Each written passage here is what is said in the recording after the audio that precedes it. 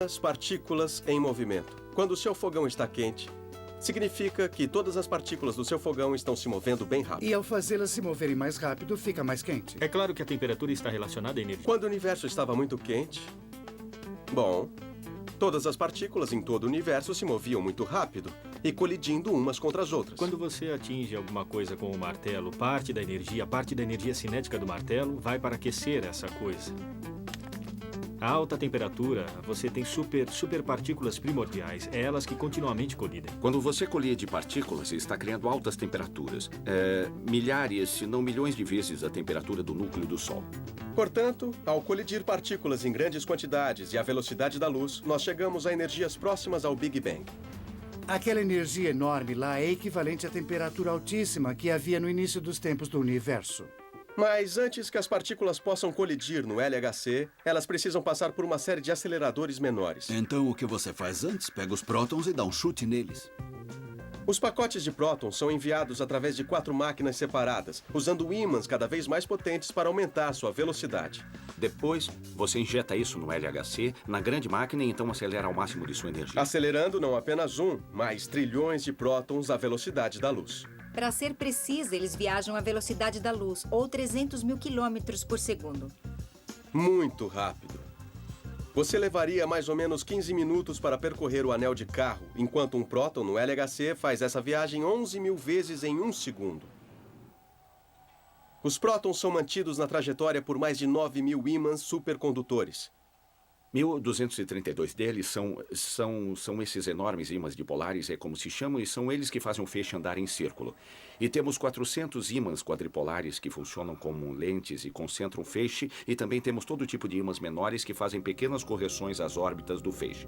Mas na maior parte do caminho, os feixes ficam em tubos separados, viajando em paralelo. Um vai para cá e outro para lá. E logo antes de chegarem aos experimentos, os tubos dos feixes convergem para um só tubo. E então eles colidem. A cada segundo existem 40 milhões de colisões acontecendo. Temos um pacote vindo por aqui e outro vindo de lá. Eles colidem 40 milhões de vezes por segundo. E existem muitas partículas dentro desses pacotes. 100 bilhões dentro de cada um. Fazendo as contas, ocorrem até 600 milhões de colisões próton por segundo. Replicando assim as condições no nosso universo no instante em que ele começou. É preciso construir uma máquina grande assim para obter energia o suficiente para imitar o que estava acontecendo quando o universo tinha a idade de uma fração minúscula de segundo. Os humanos sempre tiveram uma curiosidade para ponderar o universo e descobrir a composição das coisas. Por volta do século V a.C., Demócrito, um filósofo grego, proferiu uma afirmação surpreendente para o seu tempo. O átomo é a menor unidade indivisível. Essa foi uma elaboração brilhante dele de que as coisas seriam feitas de elementos minúsculos como esse. Não existe nada, senão átomos e o vazio. Você pode imaginar, ter uma teoria, ter muita certeza sobre ela, e saber que nunca seria capaz de prová-la em seu tempo de vida. Ainda assim, Demócrito foi capaz de imaginar o átomo. E agora nós já conseguimos olhar bem dentro daquele minúsculo átomo e em suas partículas, permitindo à ciência desenvolver uma imagem clara do nosso universo 3 microsegundos após ele ter começado. 3 microsegundos. Existem cerca de 100 mil microsegundos em um único piscar de olhos. Agora que essa imagem está clara, qual foi o aspecto do Big Bang quando ele aconteceu? Se eu estivesse sentado lá observando o Big Bang... Você teria ouvido o Big Bang? É muito difícil imaginar alguém sentado lá enquanto o espaço está explodindo, porque onde é que o cara vai sentar? O problema é que o Big Bang não é uma explosão no espaço. É uma explosão do espaço. Podemos visualizá-la talvez como um balão, por assim dizer. Tá, tudo bem, digamos que sim. Então existem coisas se movendo para lá e para cá dentro desse balão e ele está ficando muito quente. E de repente você pega um alfinete e estoura aquele balão de hélio. Que haja luz. Tudo o que é espaço fica completamente banhado em radiação a alta temperatura, explodindo com luz. E muito rapidamente, enquanto a explosão se dissipa, as temperaturas abaixam, as partículas começam a unir e a adquirir massa, e o universo, como o conhecemos, começa a se formar. Apesar de entender tudo isso, os cientistas usarão o LHC para descobrir o que aconteceu até antes disso. Nós queremos voltar a fita e olhar para aquele primeiro nanosegundo. 1/10 de bilhão de segundo após o Big Bang. O primeiro nanosegundo no tempo. Isso é 3 vezes mais cedo do que o Big Bang. Que estranhas verdades isso pode revelar? Coisas estranhas podem acontecer a nível atômico. O próximo Big Bang. Coisas estranhas podem acontecer a nível atômico. As coisas podem estar mais ou menos em 2 lugares ao mesmo tempo. Existe a chance de qualquer coisa acontecer a qualquer momento. A mecânica quântica diz que não existe nada sólido. Eles dizem que existe uma chance desta bola passar por esta cadeira. Não é o que vivenciamos no nosso dia a dia. Qualquer coisa pode acontecer uma vez, então você tem que tentar muitas vezes. Você põe a bola na cadeira 100 trilhões, trilhões, trilhões, trilhões, trilhões, trilhões, trilhões, trilhões de vezes e a bola passa 10 vezes. É uma função da probabilidade. Você podia ter uma ideia melhor da probabilidade se passasse uma vez aleatoriamente. Sim, existe a chance de qualquer coisa acontecer a qualquer momento, mas a realidade é uma função da probabilidade. Da mesma maneira que existe a probabilidade de coisas estranhas acontecerem no LHC, você pode produzir um buraco negro. Bom, se o LHC produzir buracos negros, é o seguinte, os físicos ficariam pra lá de empolgados. É improvável, mas existe a chance disso acontecer. Um buraco negro? Isso não seria perigoso? Não poderia engolir a Terra? Um buraco negro produzido no LHC não teria como engolir a Terra. Ele seria do tamanho de um próton, menor ainda. Contudo, existe uma boa chance de que o LHC nos ajude a entender o que é a matéria escura. Pela primeira vez na história, o LHC provavelmente produzirá sinais dessa matéria escura quase inobservável que compõe a maior parte da massa do universo. A matéria escura é diferente de um buraco negro. Até o LHC ser ligado, a matéria escura vai permanecer completamente desconhecida para nós, apesar de sabermos que ela existe. O que é a matéria escura? Não são átomos, são aquelas outras coisas, partículas sobre as quais nós só especulamos, até agora. É que não sabemos do que ela é feita. Seria o máximo produzirmos a partícula que constitui 25% do universo. Nós chamamos de matéria escura. Não tem absolutamente nada a ver com o lado negro. Olhe para as estrelas. Todas aquelas coisas brilhantes são uma fração muito pequena do que realmente existe lá fora. O resto, em sua maioria, é essa coisa invisível que não tem nada a ver com as partículas que reconhecemos. Nós chamamos de matéria escura. Mas neste momento, a matéria escura está passando por você a mais de 160 mil quilômetros por hora. O que nós esperamos produzir no LHC é a partícula ligada àquela matéria escura. Isso aumentaria o nosso entendimento do universo de 4 para 30% da noite para o dia, que é um salto incrível numa talagada só. Darth Vader ainda está seguro. Para entender a matéria escura, primeiro era preciso entender o conceito de matéria. E esse processo não poderia ter começado sem uma coisa que não damos importância agora, chamada experimentação. Um método trazido para a ciência por um homem com um telescópio. Galileu Galilei foi um dos primeiros cientistas modernos. Ele soltou uma moeda e um peso de 22 quilos e os dois caíram à mesma velocidade. Galileu modernizou o telescópio e olhou para as estrelas para ver o que realmente havia lá fora. Ele fazia medições para ver como o mundo era feito, sabe? Esse é um método experimental diferente que usamos hoje. E ele trouxe a teoria dos átomos de volta. Embora Galileu estivesse no caminho certo, o que ele não sabia é que os átomos e tudo mais é feito de partículas. Mais partículas do que ele podia ter imaginado. O primeiro vislumbre dessas partículas dentro da estrutura atômica aconteceu no final do século XIX, quando Ernest Rutherford descobriu que havia alguma coisa lá dentro. Ele chamou de núcleo. Foi aí que a física de partículas realmente começou. Historicamente, o primeiro experimento importante do gênero seria feito por Rutherford na virada do século. Esta coisa aqui reproduz exatamente o que Rutherford fez 100 anos atrás. E ele fez um experimento em que pegou as partículas mais energéticas da época. A fonte radioativa está emanando o que se chama de partículas alfa. Então, por exemplo, se eu virar esta coisa para que a fonte fique voltada diretamente para o detector, aí eu tenho um monte de partículas. Se eu virasse para este lado, e se os átomos fossem feitos de geleia, então as partículas alfa deveriam passar direto e nunca chegar ao detector. Na verdade, cerca de uma vez a cada 20 ou 30 minutos, você obtém uma partícula alfa. A radiação segue e atinge a borda, mas então é refletida e vai para dentro do detector.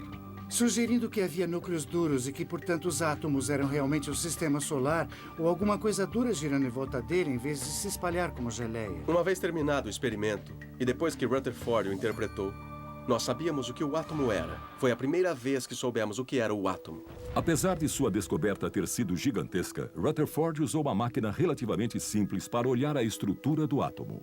Mas nós queremos ver o que existe além disso. Por exemplo, a matéria escura. Incrivelmente, talvez possamos finalmente vislumbrar essa coisa invisível no LHC. Como? Usando um experimento como este. Bem-vindo ao Atlas!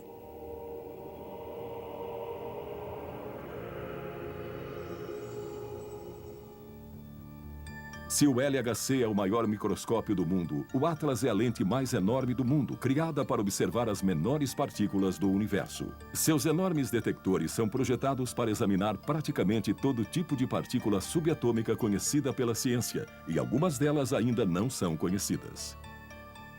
O Atlas fica na parte mais meridional do anel, e como outros experimentos do Conselho Europeu de Pesquisas Nucleares, esperamos que desvende a natureza subjacente de tudo. O Atlas é um detector de colisões. É um grande instrumento que é usado para detectar os produtos de uma colisão de alta energia entre dois prótons. A Fabiola é incrível. Ela devotou os últimos 15 anos de sua vida ao Atlas, onde a sua maior esperança também é encontrar o segredo, entre outras coisas, da matéria escura. Temos algumas boas teorias que podem explicar a matéria escura e podemos testá-las com esta máquina. Você precisa imaginar que esses detectores são como uma câmera digital gigante que tira fotos de altíssima resolução. E aí poderemos construir as imagens em detalhe e então interpretá-las. Essas imagens são feitas por múltiplas camadas de detectores de partículas altamente sofisticados. Cada colisão de partículas no Atlas cria centenas de partículas adicionais que viajam através do detector.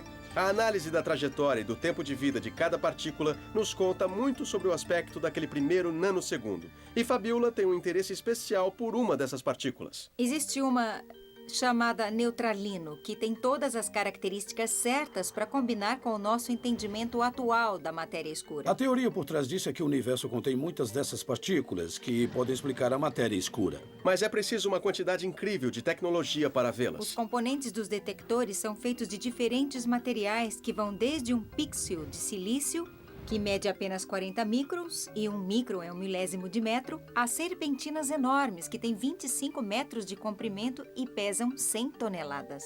O experimento é uma maravilha da engenharia. Estas são apenas algumas das linhas de serviço aqui. E pode parecer uma zona, mas na verdade, cada cabo e tubo é numerado e conhecemos a sua trajetória. É uma base de dados enorme, mas é necessária.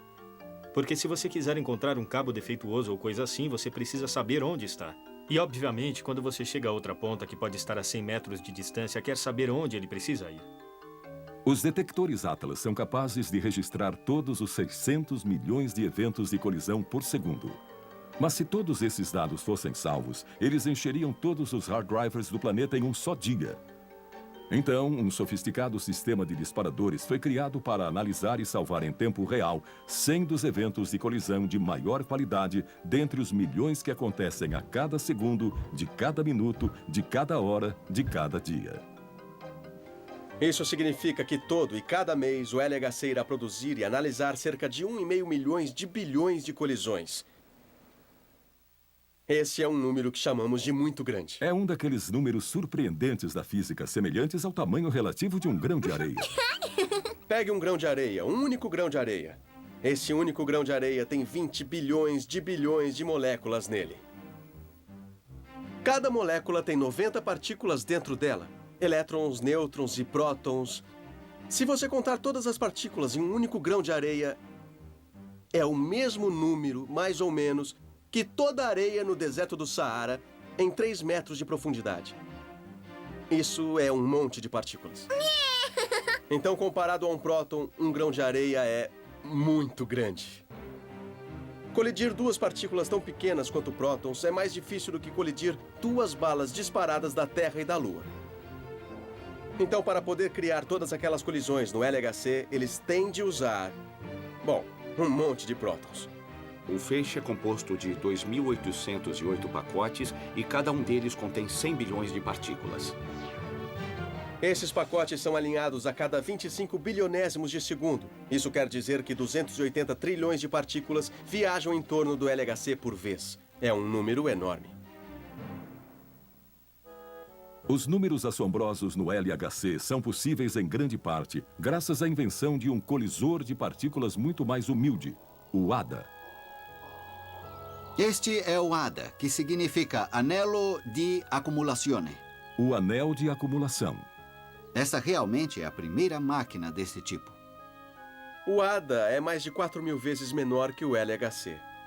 O ADA foi concebido em 1960 e foi construído em menos de um ano. O ADA nunca descobriu novas partículas, mas esse grande salto na física e na tecnologia mostrou que ímãs podiam mover partículas em círculo por um longo período de tempo, permitindo a possibilidade de colisões. Ele é mesmo o pai em miniatura de todos os colisores, incluindo o LHC. Aqui no Conselho Europeu de Pesquisas Nucleares, lar do LHC, físicos de renome mundial de todo o globo estão colaborando em um experimento revolucionário. Mas é claro que não é a primeira vez na história que isso acontece. Em 1941, o físico J. Robert Oppenheimer e alguns dos cientistas mais inteligentes do mundo iniciaram um experimento chamado Projeto Manhattan. Mas todos esses cientistas não podiam falar sobre o que faziam, e normalmente não é assim que a ciência funciona. Depois de 4 anos por trás de portas fechadas, eles tinham criado e testado a bomba atômica.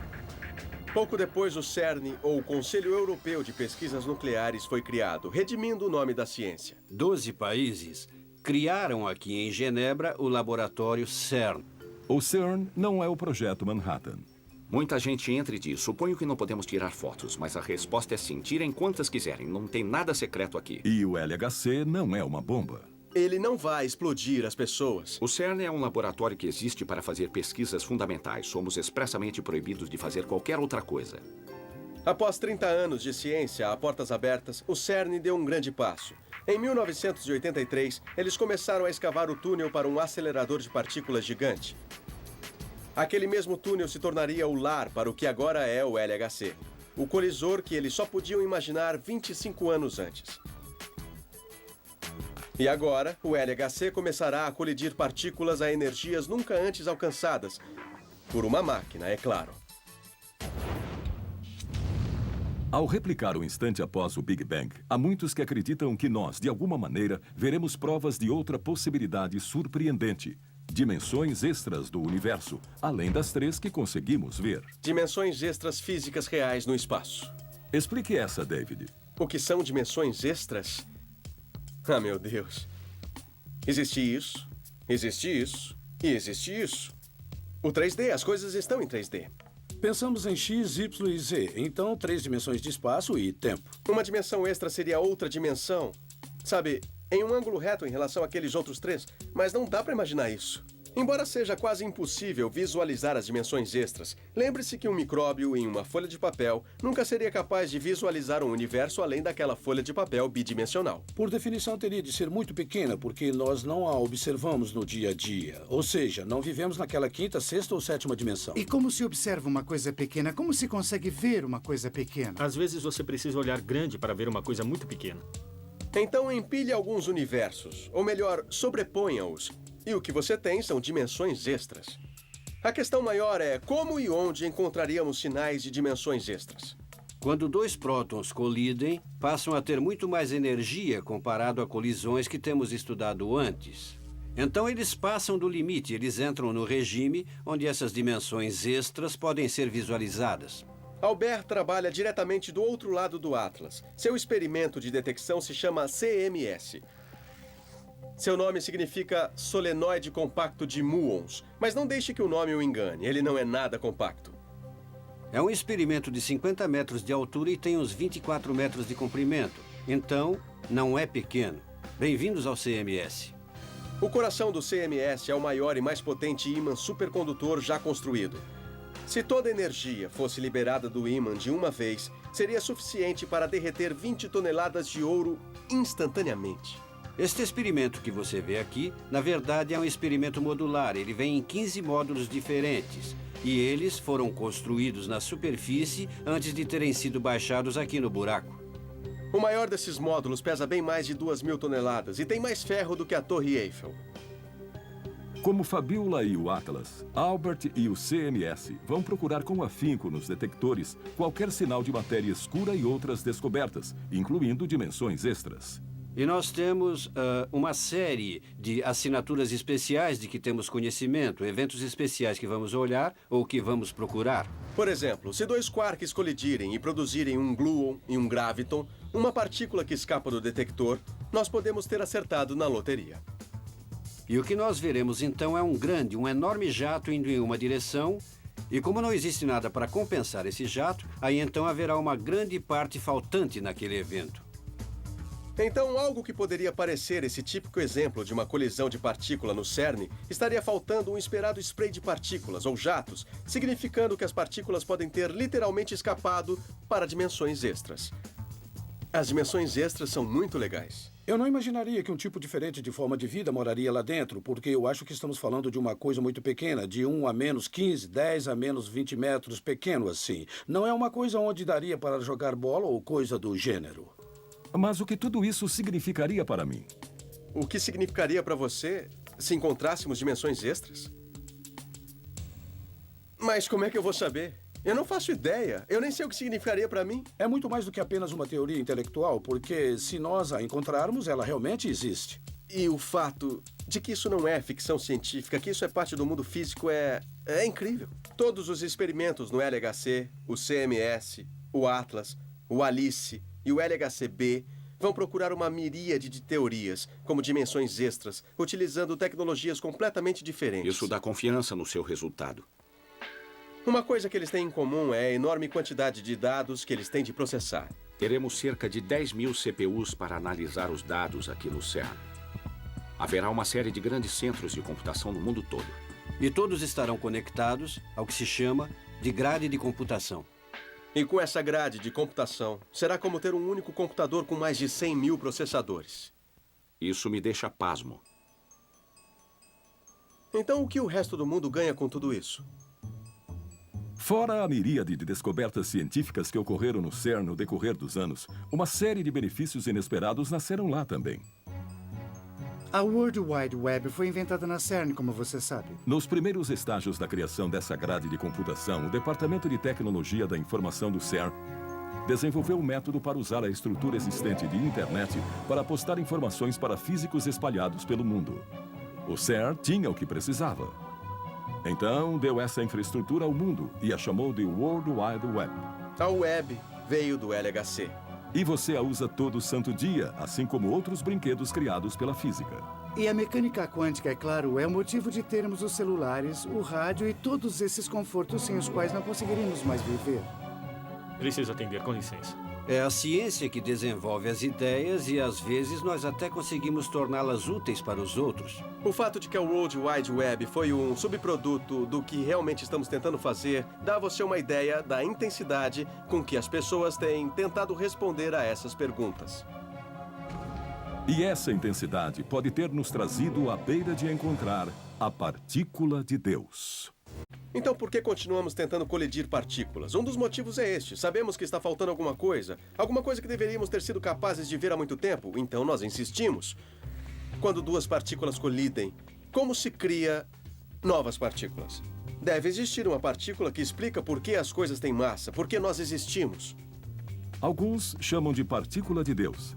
Ela é conhecida como bóson de Higgs, e embora sua existência tenha sido prevista nos anos 60, ninguém a viu ainda. Para entender por que ela precisa estar lá, você precisa entender isto. A física de partículas realmente é a teoria dos campos quânticos. Não faz muito tempo, acreditava-se que tudo o que existe agora, todas as partículas, existiam desde o momento em que o tempo começou. Não é verdade. O que existe são os campos. Partículas são aniquiladas e criadas. Então as coisas que existem agora podem ter sido criadas por partículas no início do universo, mas certamente não existiam no início do universo. Pegue, por exemplo, um elétron. O campo de elétrons permeia o universo. E um elétron é uma vibração daquele campo.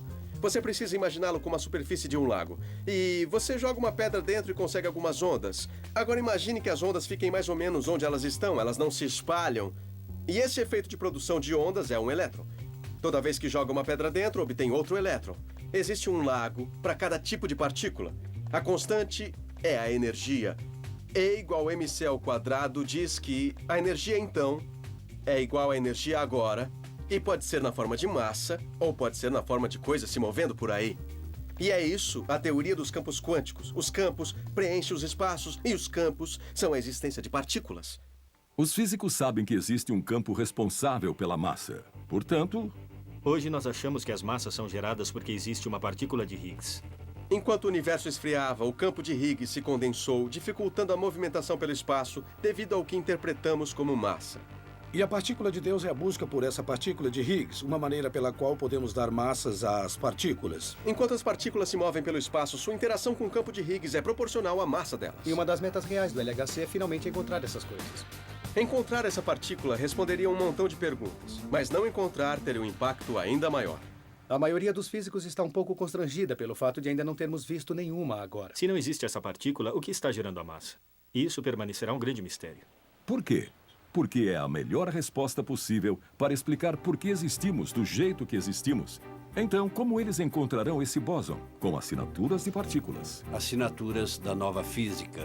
Isso é uma câmara de nuvem, onde o olho nu é capaz de ver os traços, ou assinaturas, de partículas fundamentais. Originalmente construída para examinar nuvens, esta caixa relativamente simples, cheia de gelo seco e gás, nos permite visualizar partículas subatômicas. Incrível! Ao ionizar partículas na câmara de nuvem, que só tem átomos únicos ionizados que não podemos ver, a névoa dentro da câmara de nuvem condensa nas partículas e ficam grandes o suficiente para você fotografar. Assinaturas, prova tangível de que eles existem. Veja, um elétron.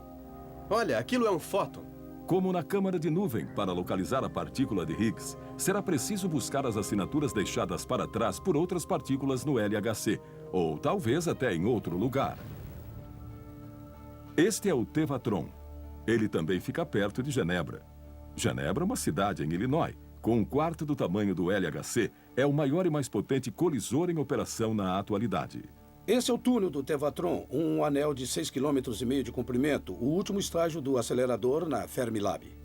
O Tevatron foi essencial para o desenvolvimento dos ímãs supercondutores, que mais tarde se tornariam a estrutura do LHC. O Tevatron é como uma máquina do tempo, porque ela pode produzir partículas do início do universo. Faz 25 anos que os físicos daqui têm procurado a partícula de Higgs, e dizem alguns que eles podem encontrá-la antes do LHC ser ligado. Será que encontrarão a interessantíssima partícula de Higgs antes do LHC ser ligado? Eles têm uma chance minúscula. Mas uma vez que o LHC seja ligado, toda a atenção da física, incluindo aquela do Tevatron, estará voltada para o LHC. Esta sala aqui é chamada de Centro Remoto de Operações e é onde podemos monitorar o que está acontecendo do outro lado do globo, no CERN. Um centro de operações remoto do outro lado do globo para procurar a partícula de Deus. Sir Isaac Newton ficaria contente. Isaac Newton foi, talvez, o maior físico que já viveu. Imagine uma época, antes da ciência moderna, quando existia um cara capaz de prever coisas sobre a natureza. Isso pareceria mágica para a pessoa comum. Foi realmente o nascimento do que chamamos de toda a ciência. E ela propunha algo. E não só qualitativamente, mas quantitativamente, previa um resultado. Em relação ao nosso detector, as leis de Newton têm um grande efeito. Então temos de construir um detector seguro e que enfrente a gravidade. O pensamento newtoniano abordar o mundo com uma pergunta. Por que isso funciona? Eu não sei. E não vou presumir saber.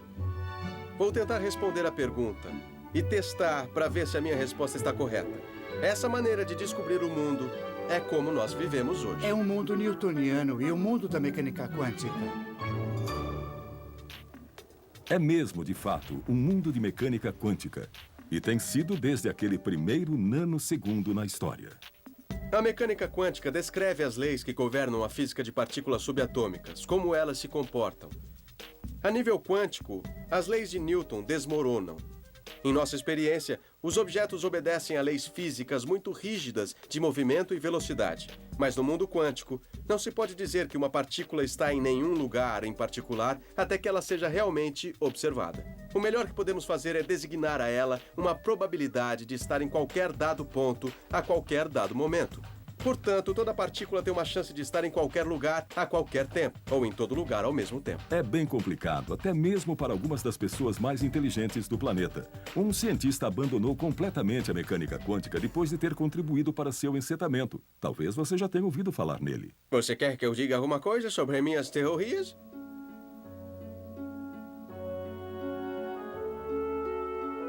Einstein é mesmo especial porque ele realmente fez tudo sozinho em relação a uma questão que outras pessoas tinham medo até de tentar abordar. Todos nós trabalhamos com o Dr. Einstein. Ele é meu grande amigo, em certo sentido, porque os aceleradores não funcionariam sem Einstein. De fato, eu vivencio Einstein todo dia.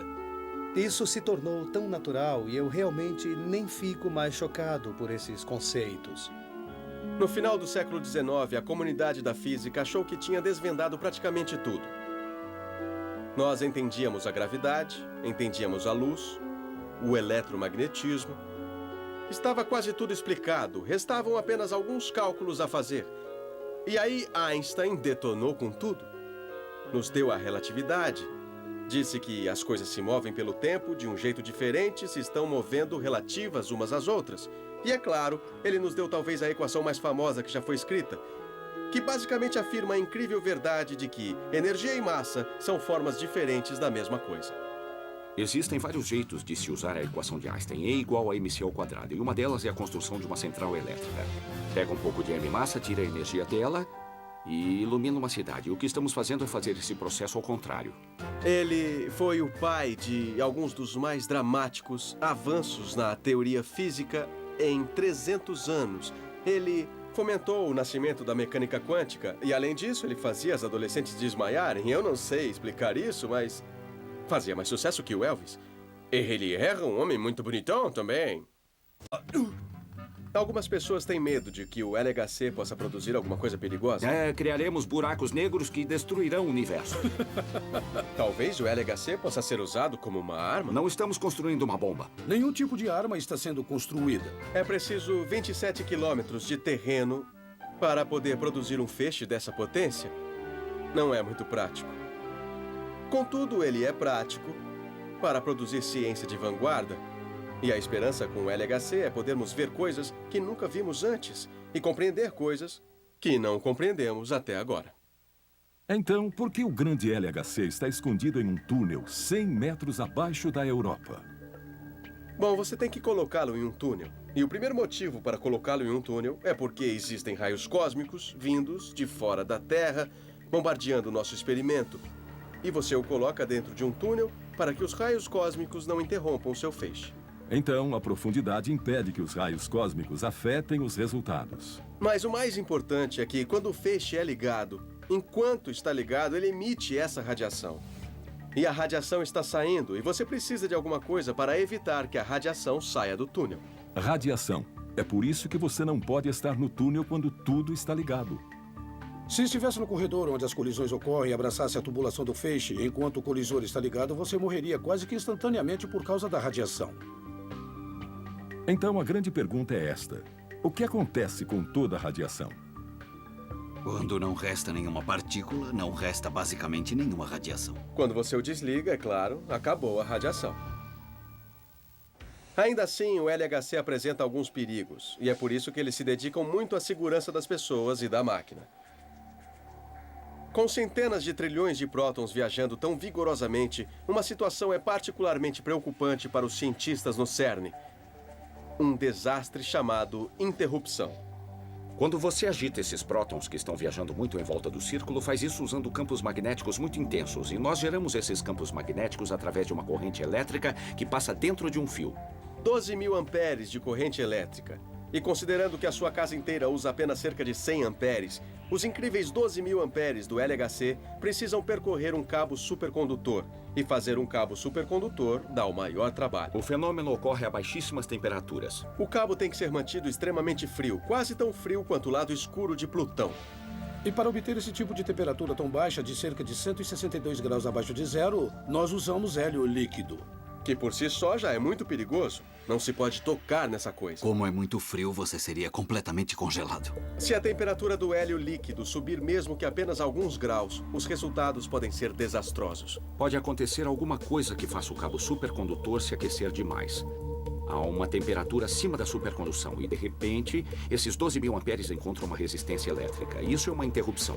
E o fio reagirá como qualquer outro fio. Então ele agirá como um aquecedor. Ele aquecerá esse ímã e o hélio líquido se transformará em hélio gasoso. E tudo em uma fração de segundo. Aí será preciso tirar todo aquele gás mortífero de lá. E aquele gás deve ir para algum lugar, senão o ímã explodirá. Uma coisa que, obviamente, se quer evitar. É preciso instalar sistemas muito sofisticados que monitoram a ocorrência de interrupções, que vêm as interrupções chegando. E quando vem uma, despejam toda aquela corrente bem rápido em resistores. Porque se o ímã pifa de repente, um feixe com a força de um avião pequeno colidindo no chão a 30 nós começa a voar fora de controle. Quando você ouve os caras do LHC dizendo, ah, meu Deus, lá vem uma interrupção, isso quer dizer que eles têm um problema, porque essa interrupção pode causar o seguinte, um desvio do feixe, e esse feixe, quando desgovernado, irá bater contra uma lateral do ímã e fará um buraco na lateral daquele ímã. Se um feixe se desviasse, ele faria um buraco de 100 metros na parede. E se eu fosse atingido pelo feixe, pergunta você, o quê, serei vaporizado? Não, você não seria vaporizado, você apenas morreria, e eu acho que bem rápido. E esse é outro motivo porque ninguém fica no túnel quando a máquina está ligada. Mas isso também é um perigo para todos os equipamentos caríssimos que tem lá. Vamos ter que lidar com isso, mas posso afirmar que todo e cada ímã naquele túnel foi testado e submetido a todo tipo de coisa na superfície. Todo esse trabalho, toda essa tecnologia e todo esse perigo para procurar alguma coisa. E uma das coisas que poderia explicar tudo é a supersimetria.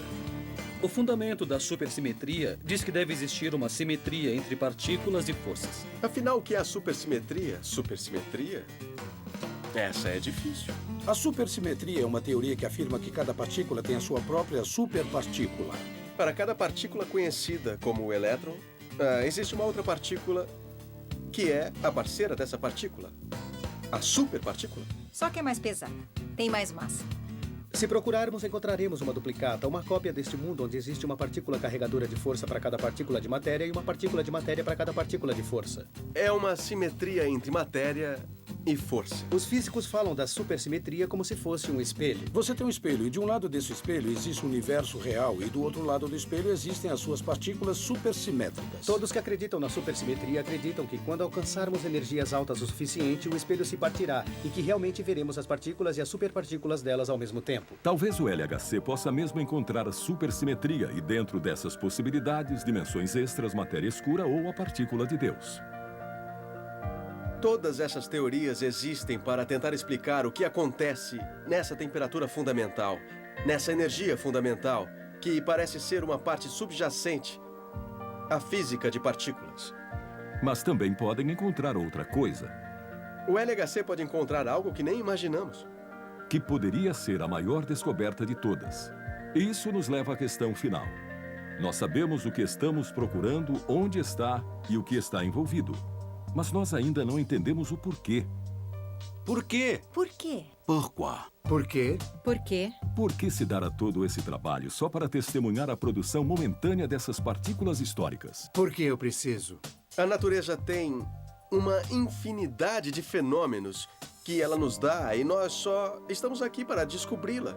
Quero encontrar a verdade. É por isso que estou aqui. Existem mais fatos desconhecidos à nossa frente. Essa é a verdade. A própria natureza tem zilhões de surpresas para nós. Estamos para abrir uma nova porta. É a verdade. É por isso que gostamos da ciência. Existe algo por trás de tudo que acontece. E eu quero saber o que é. O LHC é uma porta. E quando a abrirmos, encontraremos respostas. O que eu não sei. Mas seja o que for, com certeza será o próximo Big Bang.